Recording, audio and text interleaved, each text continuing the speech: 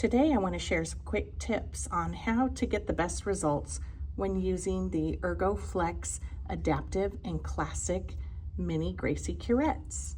This instrument is designed to work best on the premolars anteriorly towards the midline when your instrument handle rests right here in this portion of your hand. When your handle falls back into this C-shaped curve of your hand, or what we refer to as the thenar space, it's best to go with a classic handle. So let me go ahead and demonstrate for you today. I'm going to go ahead and work on these anterior teeth surfaces towards. So the way you use the ErgoFlex is you orient the correct blade in the surfaces in which you're going to scale. Once I've identified the correct end of the instrument, I simply adapt the handle at just a 10 to 15 degree bend over my hand. And what I'm doing is taking all this weight and getting rid of it. So then I can go into the instrument, into the pocket, and scale. And you'll see I'm able to roll. Now if I have to flip to the lingual surfaces, I can do so, and I can still use my instrument straight, or I can readapt and work with 50% less muscle work. And now I'm going to demonstrate a posterior tooth utilizing an ErgoFlex Mini Curette.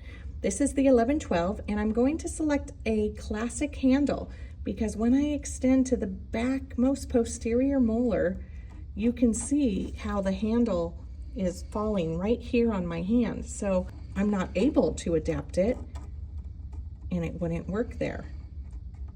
Now let's pretend this second molar has a furcation. So I'm going to do some horizontal strokes on this instrument.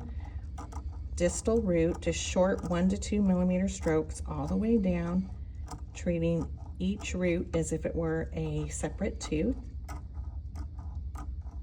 followed by some oblique strokes.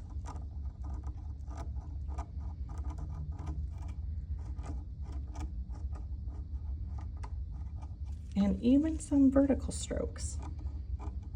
This way I'm ensuring full coverage of the tooth. I'm getting into that furcation right here, the mesial of the distal root and the roof of the furcation.